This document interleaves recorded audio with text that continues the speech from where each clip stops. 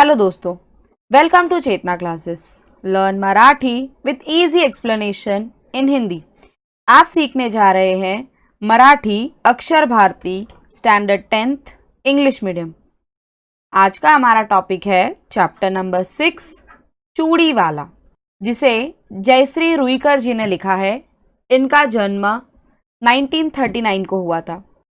जयश्री रुईकर ही एक प्रसिद्ध लेखिका आणि त्यांची काही रचना जय पराजय, वेदनेला फूल आले या कादंबऱ्या, मृगजड, अंतर्मन हे कथासंग्रह, स्वप्नातील विहीर ही बाल कादंबरी इत्यादि पुस्तके प्रकाशित आहे। तो यानी कि इनकी कुछ कादंबरी, कुछ कथालेख और कुछ बाल कादंबरी जो कि बच्चों के लिए लिखी जाती है कहानियाँ, तो ये ऐसी पुस्तकें प्रकाशित हुई हैं।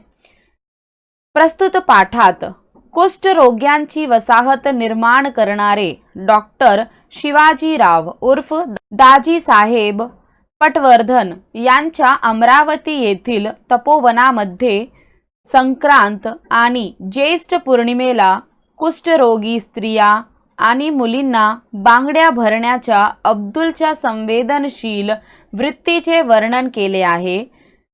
या पाठात समाज ऋण या मूल्याबरोबरच मानुसकीचे दर्शन ही लेखिकेने घडवले आहेत।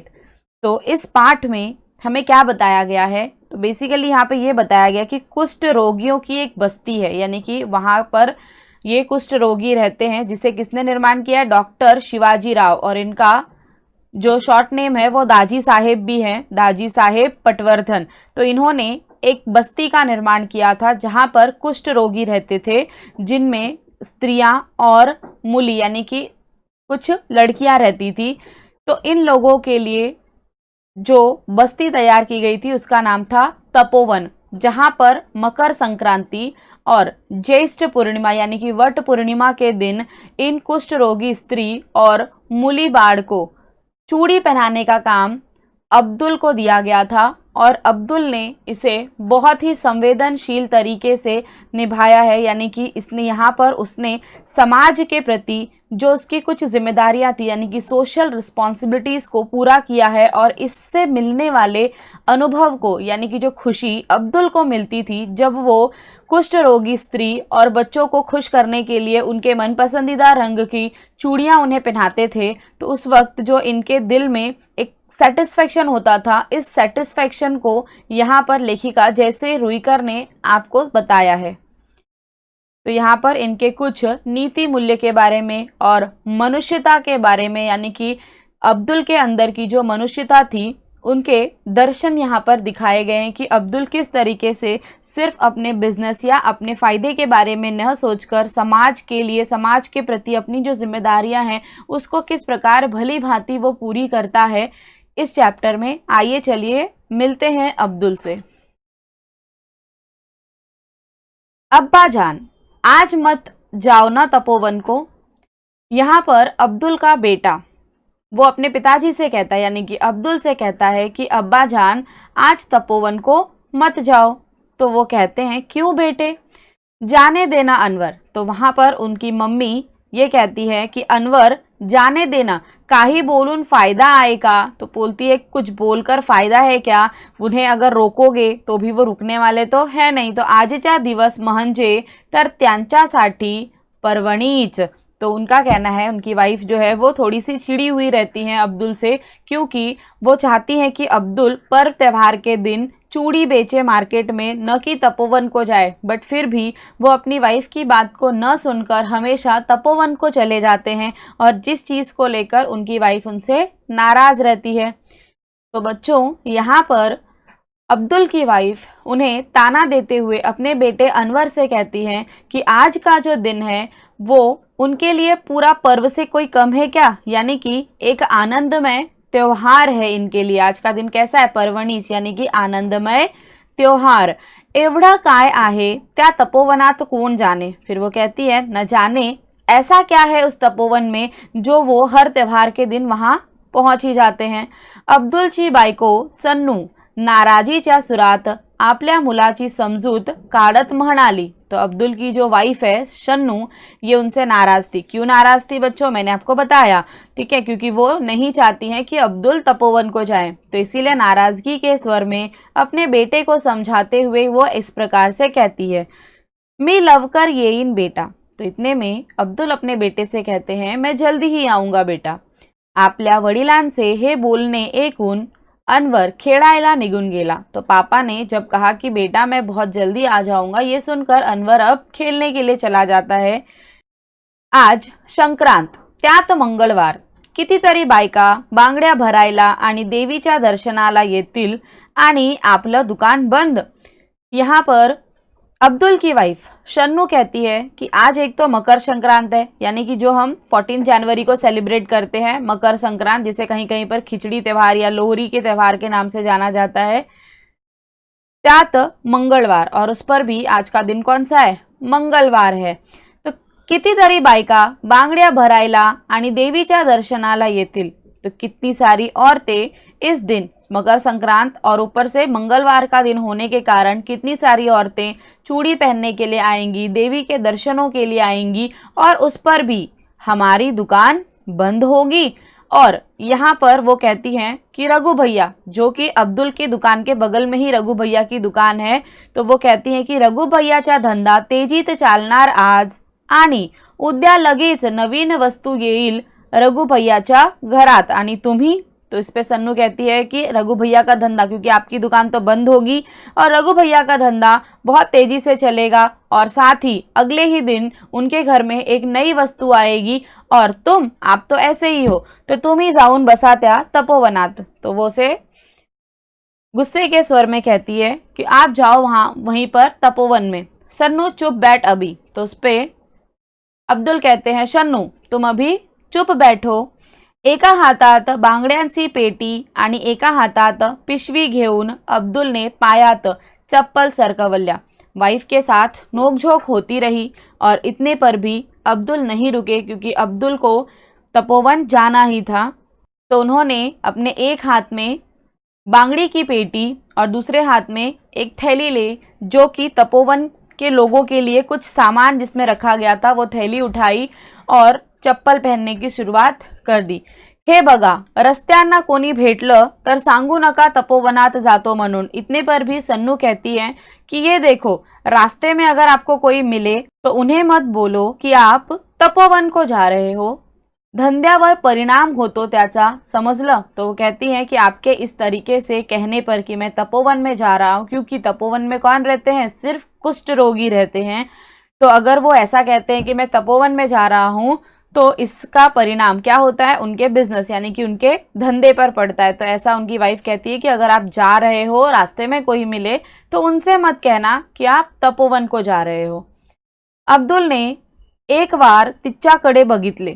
तो इतने पर अब्दुल ने एकाएक, एक बार यानी कि एकाएक, सडनली उसने अपनी वाइफ की तरफ देखा। तिच्या डोळ्यांतला क्रोध त्याच्या परिचयाचा होता, क्योंकि जब भी मकर संक्रांति के दिन या फिर ज्येष्ठ पूर्णिमा के दिन यानी कि वट पूर्णिमा के दिन जब भी अब्दुल तपोवन को जाते थे, तो उनकी वाइफ शन्नू के आंखों में वो क्रोध यानी कि वो गुस्सा नजर आता था। जब अब्दुल ने अपनी वाइफ को देखा तो उनकी आंखों का जो गुस्सा था वो उनकी परिचय का था, यानी कि उस गुस्से से वो बहुत ही फॅमिलियर थे। पण तिच्याकडे बघून आज त्याला तिचा राग आला नहीं, लेकिन अपनी वाइफ के आंखों की ओर देखते हुए उसे उसका गुस्सा नहीं आया, तर कीव आली। कीव आना यानी कि दया आना, तो उसे अपनी वाइफ की ओर दया आई। अब्दुल बस स्टॉपवर आला। अनेक ठिकाणी उसवलेल्या स्वेटरमधून थंडी चांगलीच जाणवत होती। अब अब्दुल अपनी वाइफ के साथ चल रहे नोकझोंक को वहीं छोड़कर घर से निकल जाते हैं और बस स्टॉप पर पहुंच जाते हैं। बस स्टॉप पर बहुत ही सुबह सुबह का समय था और ठंडी का भी दिन था, तो उस वक्त काफ़ी ठंडी लग रही थी और अब्दुल का जो स्वेटर था वो जगह जगह से फट चुका था। उसवलेला यानी कि टॉर्न, फटा हुआ था, तो उस स्वेटर में से काफ़ी ठंडी उसके शरीर को छू रही थी। बस आली, बांगड्यांची पेटी आणि पिशवी सांभाळत अब्दुल बस मध्ये चढ़ला। तो जब बस आ गई तो बांगड़ी की पेटी और उसके हाथ में जो पिशवी थी उसे संभालते हुए अब्दुल बस के अंदर चढ़ जाता है। अगदी खिड़की जवळ बसला और बहुत ही खिड़की के पास जाकर वो बैठ जाता है। पेटी अलगद उचलून त्याने आपल्या मांडीवर ठेवली। पेटी को अलगद यानी कि हड़ूच धीरे से उठाकर उसने अपनी गोदी पर रख लिया। मांडीवर यानी कि गोदी पर रख लिया। गर्दीत कुणाचा धक्का लागणार तर क्यों उसने ऊपर करके रख लिया? क्योंकि कांच की चूड़ियां है और इस गर्दी में यानी कि इस भीड़ भाड़ में किसी का धक्का लग गया तो क्या होगा? सारी कांच की चूड़ियां टूट जाएंगी। अब उसमें कौन कौन से रंग की चूड़ियां थी? लाल, हिरव्या, निळ्या, लाल रंग की, हरे रंग की, नीले रंग की और रंग बिरंगी बांगड्यांकडे मोठ्या कौतुकाने त्याने बघितले। बहुत ही खुशी के साथ उसने उन सारे रंग भरी चूड़ियों को देखा। बस सुरू होताच थंडगार वाऱ्यांचा झोत अधिकच त्रासदायक वाटू लागला। क्योंकि ठंडी का समय था और बहुत ही सुबह का समय था, तो उस वक्त जब बस शुरू होती है और ठंडी ठंडी हवाओं का झोंका जब उसे छूता है तो ये बहुत ही ज़्यादा परेशान करने वाला होता है, यानी कि त्रास देने वाला होता है। क्योंकि ऑलरेडी उसे बहुत ठंडी लग रही थी उसके फटे हुए स्वेटर के कारण और बस के चलने के कारण बहुत तेज हवाएं, और वो खिड़की के पास बैठा हुआ था तो ये उसे बहुत परेशान कर रही थी हवाएं। अब्दुल ने मफलर कानाला घट्ट लपेटून घेतला और इन हवाओं से परेशान होकर अब्दुल ने मफलर निकाला और जिसे अपने कान के पास बहुत ही घट्ट यानी कि बहुत टाइटली बांध दिया। जिल्हाधिकारी कचेरी जवळ पाऊन बस रिकामी झाली।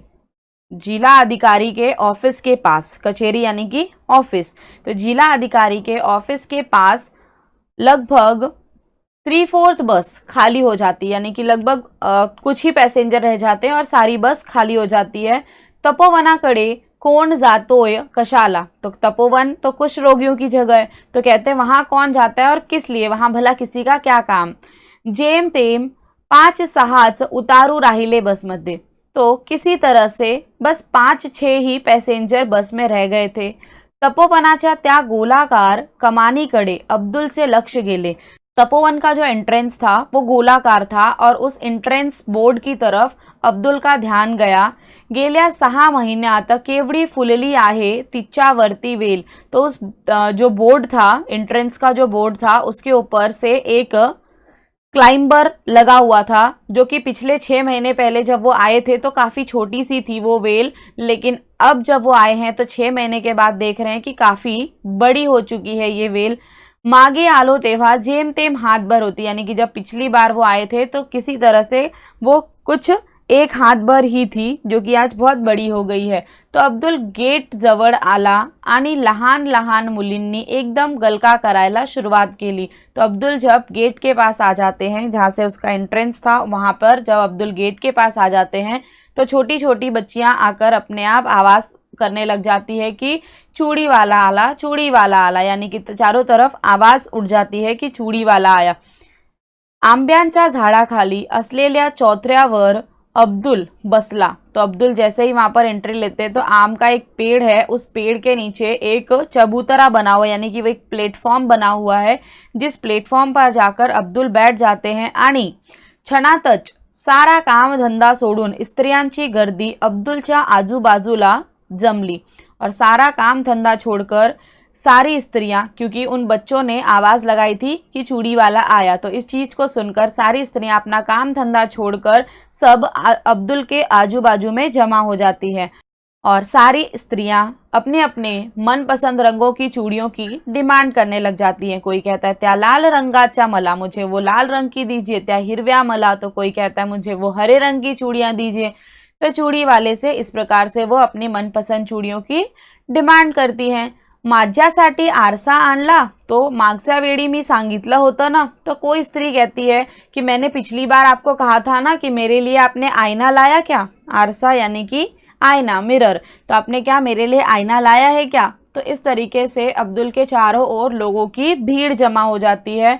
अब्दुलच्या आजूबाजूला गर्दीच गर्दी झाली, लोगों की भीड़ जमा हो गई आणि गोंधळ शुरू झाला, यानी कि सभी आपस में आवाज शोर करने लग जाते हैं। प्रत्येकीला प्रथम बांगड्या भरायचा होत्या। ये शोर कैसा था? सभी को सबसे पहले चूड़ी पहनना था। नंबर तो सबका लगने वाला था, मगर एक्चुअली वहां पर हो क्या रहा था कि मेरा नंबर सबसे पहले आए, मेरा नंबर सबसे पहले आए। तो इस तरीके की होड़ लोगों में लग गई थी। अब्दुल एकेकीच्या हातात बांगड्या भरू लागला और एक एक करके अब्दुल सभी के हाथों में चूड़ी पहनाने लग जाता है। त्यांना हव्या तशा और जैसे रंग की चूड़ियाँ जिन्हें चाहिए उसी रंग की चूड़ियाँ, उनके मनपसंद चूड़ियाँ वो उन्हें पहना रहे थे। त्यांचा मनपसंद, ठीक है, उनके मन की पसंद का। त्यांचा बांगड्या भरणं म्हणजे एक दिव्यच।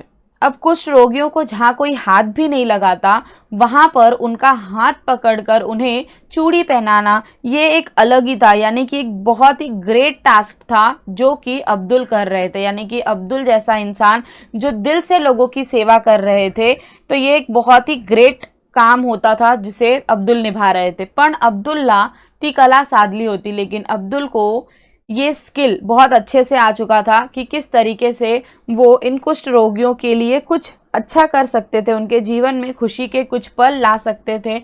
बांगड्या भरल्यानंतरचा त्यांच्या चेहऱ्यावरचा आनंद अब्दुलला लाख मोलाचा वाटे। तो अब्दुल को हमेशा चूड़ी पहनाने के बाद स्त्रियों के चेहरे पर, उन बच्चों के चेहरे पर जो आनंद दिखाई देता था वो लाख मोल का, यानी कि बहुत ही कीमती लगता था। 2-3 तास बांगड्या भरण्याचा कार्यक्रम शुरू होता। इतने सारे लोग थे कि 2-3 घंटे वहां पर चूड़ी पहनाने में सभी को लग जाते थे। साऱ्या तपोवनातील तो एक आनंदाचा आणि चैतन्याचा दिवस। तो पूरे तपोवन के लिए ये दिन कैसा था? खुशी का और चेतना का, यानी कि चैतन्य यानी कि हैप्पीनेस। आवाज, गड़बड़, गोंधड़, चेहरावरचा आनंद, वहाँ कैसा था? शोर था, गड़बड़ घाई थी, सब इकट्ठे हो गए थे, सब आपस में आवाज कर रहे थे और उन सब के बीच लोगों के चेहरे पर की वो खुशी, यानी हे सारे वातावरण निर्माण करणारा कोण होता? तो होता अब्दुल चूड़ीवाला। अब्दुल म्हणजे तपोवनातील स्त्रियांना, मुलींना अगदी देवदूतासारखा वाटे। तो ये गॉड के मैसेंजर की तरह ही लगता था। तपोवन की उन कुष्ठ रोगी स्त्रियों और बच्चियों के लिए अब्दुल एक गॉड के मैसेंजर की तरह ही लगते थे उन्हें। वर्षातून 2दा, और ये साल भर में 2 बार यहाँ आते थे। कौन कौन से दिन? मकर संक्रांति, संक्रांति यानी कि मकर संक्रांति के दिन, आणि ज्येष्ठ पूर्णिमा यानी कि वट पूर्णिमा के दिन। वो दो दिन, साल में 2 दिन इन लोगों के लिए आते थे, इनकी खुशी के लिए आते थे। तपोवनातील स्त्रियां चूड़ीवाल्यांची आतुरतेने वाट पाहत, और सभी को पता था कि मकर संक्रांति और ज्येष्ठ पूर्णिमा के दिन अब्दुल आने वाले हैं। तो वो सभी लोग अब्दुल चूड़ीवाले की बहुत ही बेसब्री से, आतुरता यानी कि बहुत ही एगरली, बहुत ही बेसब्री से उनका इंतजार करते थे। आणि अब्दुल्लाही तो आनंद बघून विलक्षण समाधान लाभे, और अब्दुल को भी लोगों की इन सारी खुशी को देखकर एक अलग ही एक्स्ट्रा ऑर्डिनरी, विलक्षण यानी कि एक्स्ट्रा ऑर्डिनरी सेटिस्फैक्शन फील होता था। असेच काही दिवस केले, तो इसी तरह से कुछ दिन बीत जाते हैं। एक दिन रघु भैया आला, और एक दिन रघु भैया आते हैं, त्यांच्या हाती पोस्टमैन ने दिलेले पत्र होते। रघु भैया क्या लेकर आते हैं? पोस्टमैन ने उन्हें एक लेटर दिया था, वो लेटर लेकर वो अब्दुल मियाँ के घर पहुंचते हैं। क्या कहते हैं देखिए, अब्दुल मियाँ तपोवन से चिट्ठी आई है आपको। क्या कहते हैं कि अब्दुल मियाँ चिट्ठी आई है आपके लिए। कहाँ से? तपोवन से। तो कहते हैं दिखाओ दिखाओ। अरे पण चिट्ठी मराठीतून आए, पर वो कहते हैं कि चिट्ठी जो है वो मराठी में, और अब्दुल को मराठी नहीं आती है। तो वो अब्दुल कहते हैं मग वाचून दाखवा ना तूच। तो कहते हैं आप ही पढ़ के बता दो, आपको तो आती है मराठी। तो रघु भैया पढ़ते हैं। रघु भैया ने चिट्ठी मोठ्याने वाचली, तो जोर जोर से रघु भैया वो चिट्ठी पढ़ने लग जाते हैं। चिट्ठीतला मजकूर, चिट्ठी के अंदर जो मजकूर था यानी कि जो कंटेंट था, चिट्ठी की लेटर का जो कंटेंट था, ऐकून अब्दुल आणि शन्नू यांना खूपच आनंद झाला। उस लेटर का जो कंटेंट था जिसे सुनकर अब्दुल और शन्नू दोनों बहुत खुश हो जाते हैं। तपोवनात होणाऱ्या संमेलनाचा प्रसंगी अब्दुलचा खास सत्कार होणार होता। क्यों खुश थे? क्योंकि तपोवन में एक सम्मेलन रखा गया था, और जिस सम्मेलन में अब्दुल का खास सत्कार होने वाला था, यानी की उनका सम्मान यहाँ पर किया जाने वाला था आणि त्यासाठी पत्र पाठवून दाजी साहेबांनी त्याला निमंत्रण दिले होते। और इस चीज़ के लिए दाजी साहेब, जो कि उन्होंने ये संस्था बनाई थी, तपोवन जो बनाया गया था वो दाजी साहेब के द्वारा ही बनाया गया था, उन्होंने खुद ये निमंत्रण अब्दुल के लिए भेजा था। 2 दिवसांनीच सत्कार समारंभ होता। तो अगले आने वाले 2 दिनों में ही ये सत्कार समारोह रखा गया था।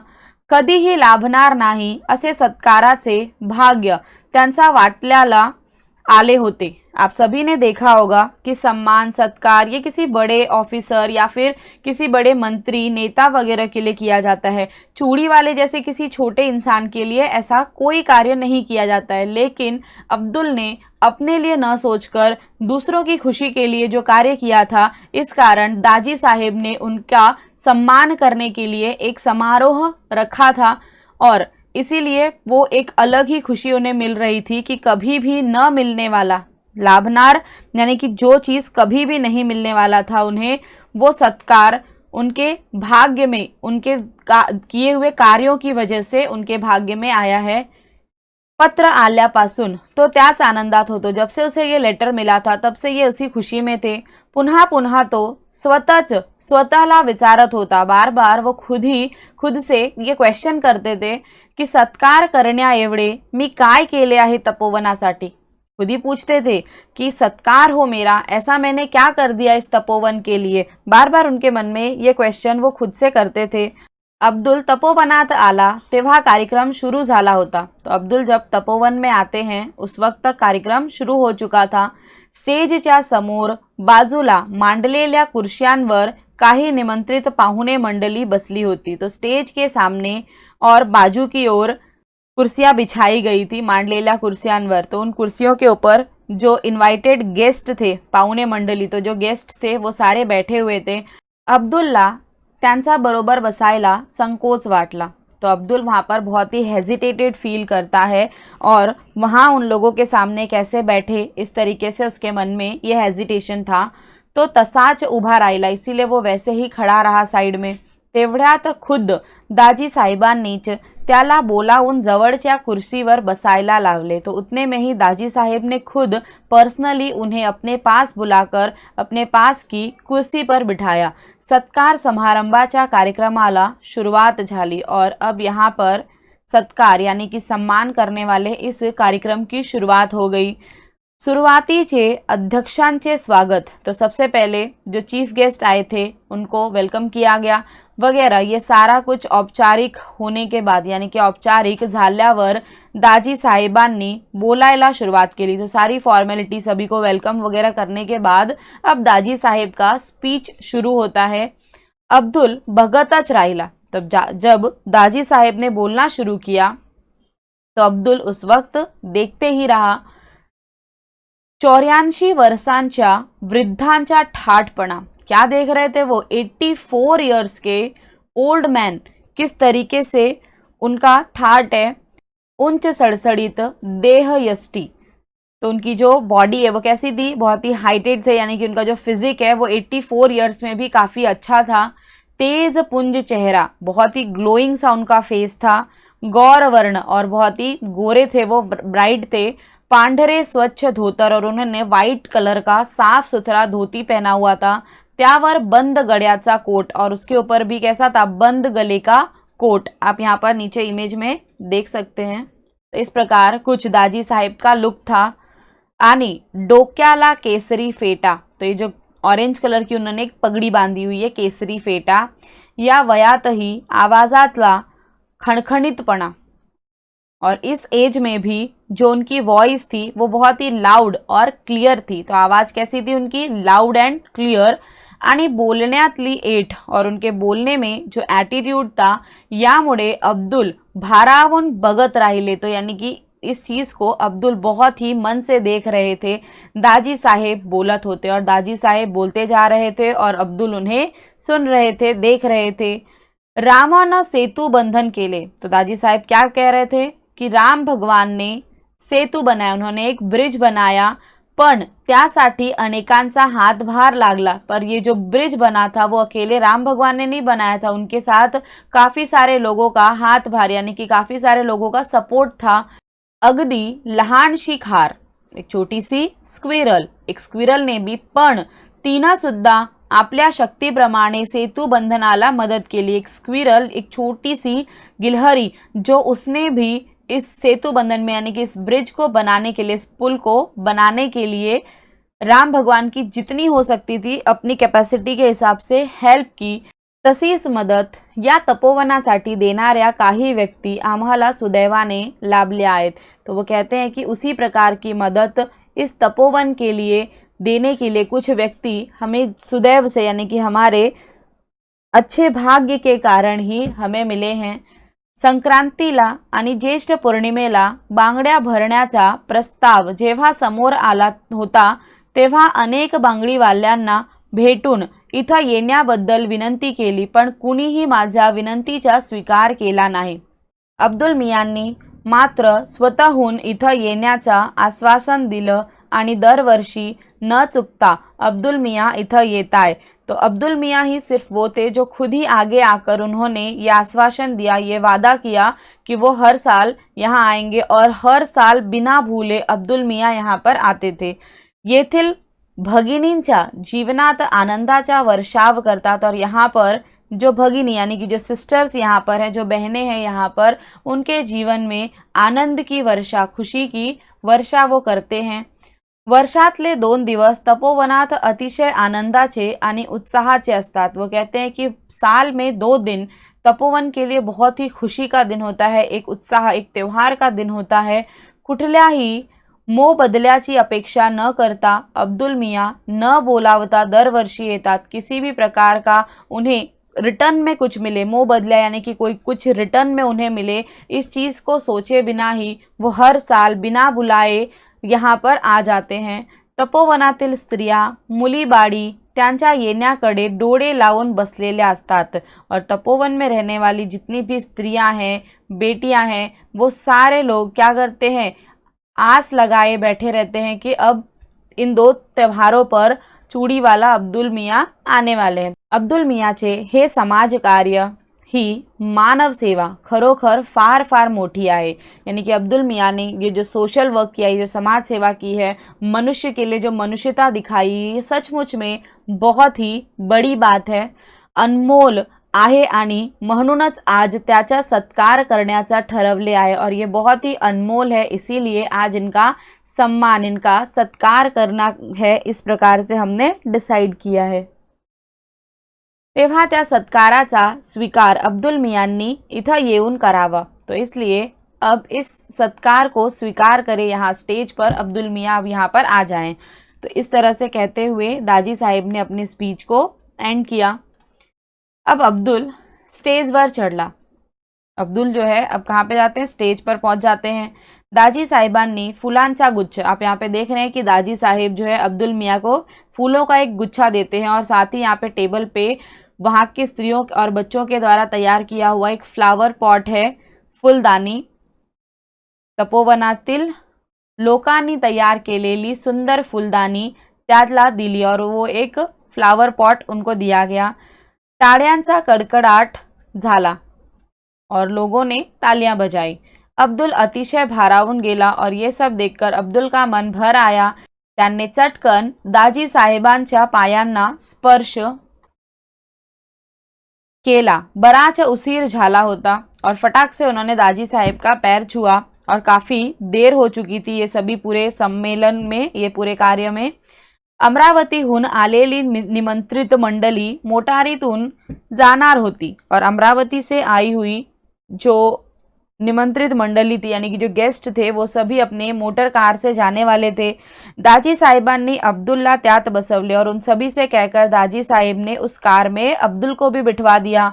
मोटार धावत होती तो कार आगे आगे दौड़ रही थी। अब्दुल विचार करत होता और उस कार में बैठकर अब्दुल सोच रहा था, आज सन्नूला आणायला हवे होते, आज शन्नू को यहाँ लाना चाहिए था, तिचा गुस्सा तरी कमी झाला असता। यानी कि आज जो सम्मान मुझे यहाँ पर मिला है उस सम्मान को देखकर शायद उसका गुस्सा, जो नाराज़गी उसे अब्दुल से होती है, वो शायद कम हो जाए।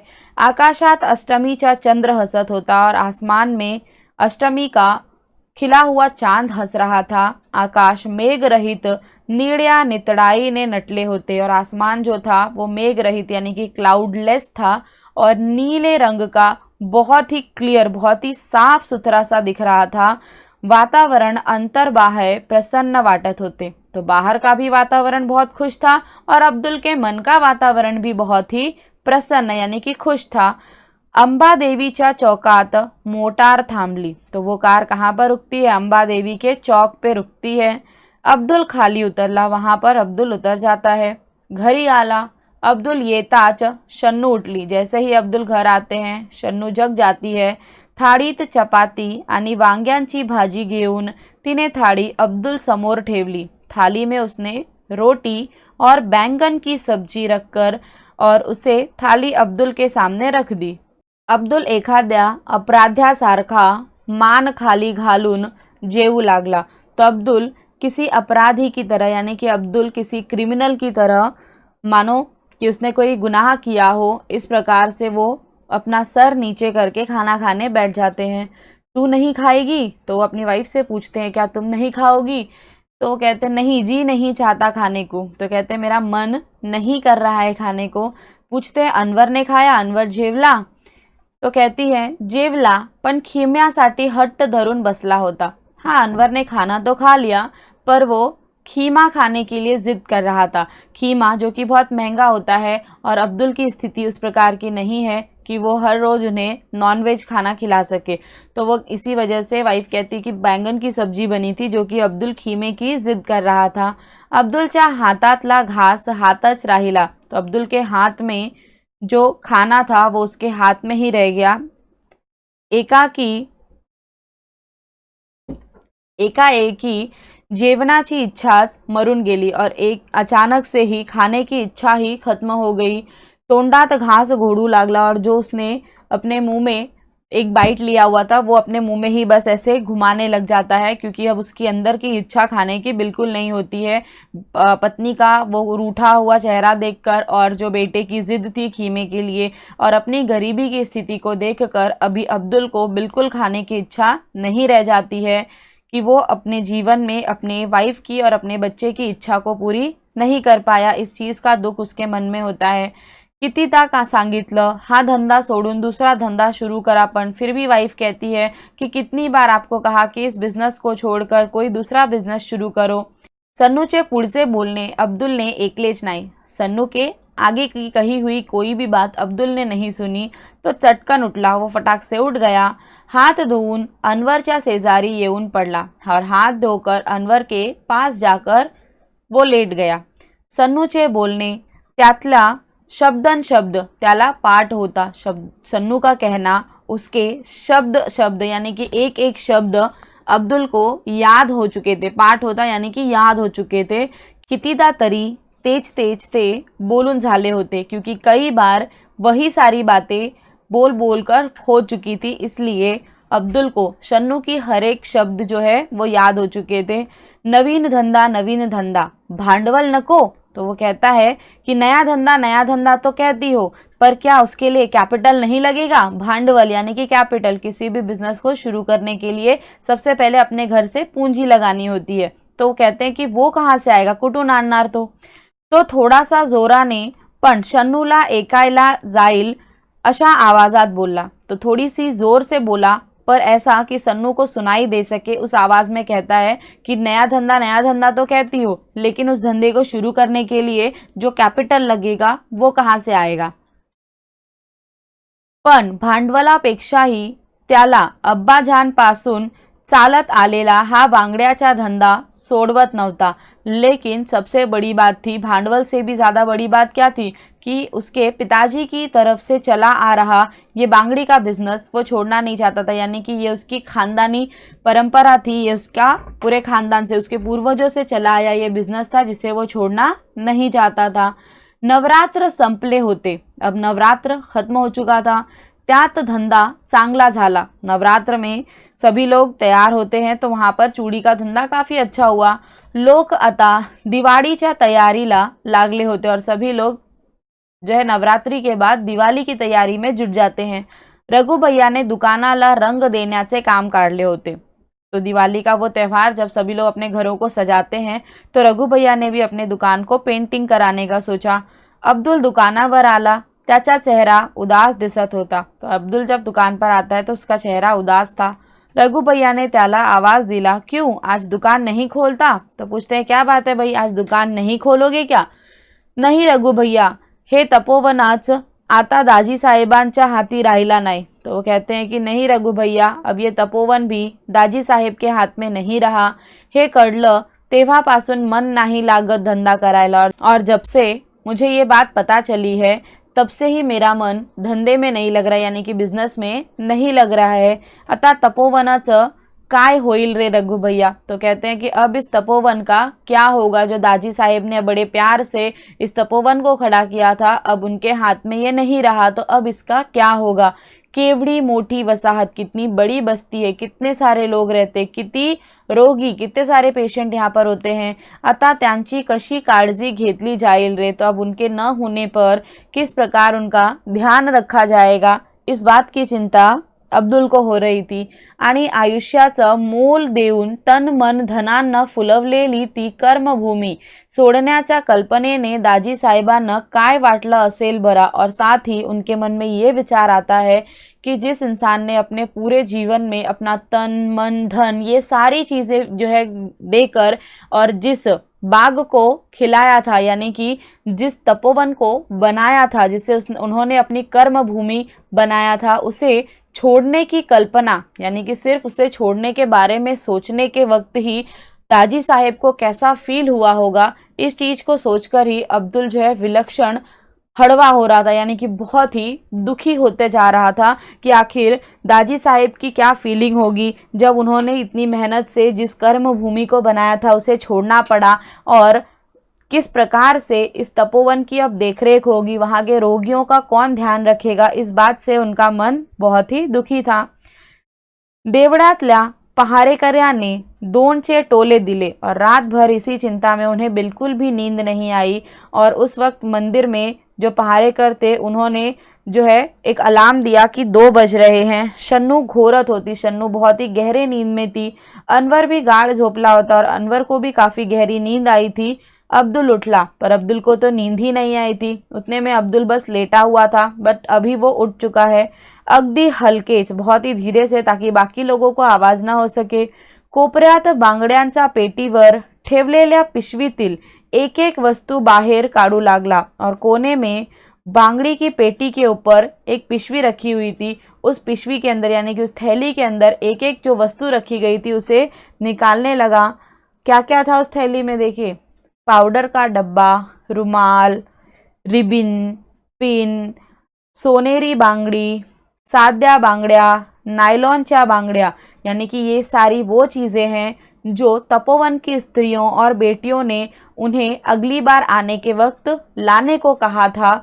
तो उस चीज़ों को वो बार बार निकाल कर देख रहे थे, यानी कि संक्रांतीला हे सारे तपोवनात नेणार होत्या। तो अब्दुल को संक्रांति के दिन ये सारी चीज़ें तपोवन में ले जानी थी। तिथं चूड़ीवाला म्हणून स्त्रियां मुलीबाळी धावत धावत त्यांच्या जवळ जमणार होत्या और वहाँ पर सारी स्त्रियां और मुलीबाळी सब दौड़ दौड़ कर उनके चारों ओर जमा होने वाली थी। काही काळ तरी सारे विसरून हंसणार होत्या, कुछ समय ही सही, मगर सभी स्त्रियां, सभी बच्चे अपने इस कुष्ठ रोग के दुख को भूलकर हंसने वाली थी। और त्यांचे हंसी बघून अब्दुल मनोमन सुखावनार होता और उनकी हंसी को देखकर अब्दुल मन ही मन खुश होने वाला था। पण आता सारे संपले होते, लेकिन ये सारा कुछ अब खत्म हो चुका था। क्यों? क्योंकि तपोवन और अब्दुल को जोड़ने वाले दाजी साहेब अब उनके कंट्रोल में कुछ भी नहीं रह गया था। तो स्वतःसाठी सारेच जगतात, हर इंसान खुद के लिए तो जीता ही है, पण दुसऱ्यांसाठी जगण्यातला आनंद, त्या आनंदाचे सुख वर्षातून फक्त 2दाच अब्दुल अनुभवायचा। तो कहते हैं कि लेकिन दूसरों के लिए जीने की जो खुशी मिलती है और उस खुशी को वो बस साल में 2 बार ही अनुभव कर पाते थे, यानी कि एक्सपीरियंस कर पाते थे. पण आता तेही मिळणार नव्हते. लेकिन अभी वो भी नहीं मिलने वाला था. एखाद्या वस्त्राचा एकाएकी रंग उडून जावा तशी त्याची जीवनाची एकाएकी उठून गेली. किसी कपड़े का रंग अचानक से उड़ जाए, उसी प्रकार अब्दुल के जीने की इच्छा अचानक से ही उड़ गई थी. यानी कि अब उसे जीने की बिल्कुल इच्छा नहीं थी, क्योंकि वो जो कार्य कर रहा था अब वो कार्य उसके हाथों में नहीं था. त्या साऱ्या वस्तूकडे बघता बघता अब्दुलचे डोळे पाण्याने काठोकाठ भरून आले और उन सभी वस्तुओं को देखते देखते अब्दुल की आंखें पूरी तरह से पानी से लबालब भर गई थी. त्यात तपोवनाचा परिसर विरघळत होता और उन आंसुओं में तपोवन का पूरा परिसर भीग रहा था. हळूहळू रात्र उतरनीला लागली होती और धीरे धीरे से रात्र खत्म होने जा रही थी और उस रात अब्दुल ने पूरी तरह से रो रो कर और जाग कर बिताई थी. तो ये थी अब्दुल चूड़ी वाले की कहानी. यहाँ पर अब्दुल जैसा एक छोटा सा गरीब इंसान भी अपनी तरफ से समाज के लिए कुछ अच्छा कर सकता है. अब समाज के प्रति जो मनुष्य की जिम्मेदारी है उसे वो अच्छी भली भांति पूरा कर सकता है. तो सोचिए, हम सभी भी अगर अपनी अपनी जिम्मेदारी या समाज के प्रति जो कुछ भी है अगर उसे पूरी करने लगे तो हमारा जो समाज है वो बिल्कुल अच्छा बन जाएगा. यानी कि हमारे समाज में किसी भी प्रकार की कोई भी बुराई के लिए जगह नहीं रह जाएगी. तो हर इंसान को अपनी जो सोशल रिस्पॉन्सिबिलिटी है उसे पूरा करना चाहिए. ठीक है बच्चों, आई होप आप सभी बड़े होकर अपनी जो सोशल रिस्पॉन्सिबिलिटी है उसे ज़रूर पूरा करेंगे. मेरा ये वीडियो आपको कैसा लगा प्लीज़ मुझे कमेंट करके बताइए और साथ ही अपने दोस्तों को शेयर कीजिए. बहुत मेहनत से मैं आपके लिए ये वीडियो बनाती हूँ. अगर आपको अच्छा लगता है तो प्लीज़ आपके कमेंट मुझे ज़रूर लिखिए. और हमारे इस चेतना फैमिली को आप सभी के सपोर्ट की ज़रूरत है, आप सभी के प्यार की ज़रूरत है. तो बच्चों, जहाँ तक हो सके प्लीज़ इस वीडियो को लाइक कीजिए, शेयर कीजिए और सब्सक्राइब कीजिए हमारे इस चैनल को. Thank you for watching this video. अगर आपको यह वीडियो अच्छी लगी है और आप इस चैनल पर नए हैं तो आज ही सब्सक्राइब करें आपका अपना चेतना क्लासेस यूट्यूब चैनल और आने वाली सभी वीडियो लेक्चर्स की नोटिफिकेशन सबसे पहले पाने के लिए बेल आइकन जरूर दबाएं. वीडियो को लाइक एंड शेयर जरूर करें और हाँ, कमेंट करना ना भूलें, क्योंकि आपके कमेंट्स ही हमारा मोटिवेशन है. तो चलिए मिलते हैं नेक्स्ट वीडियो में.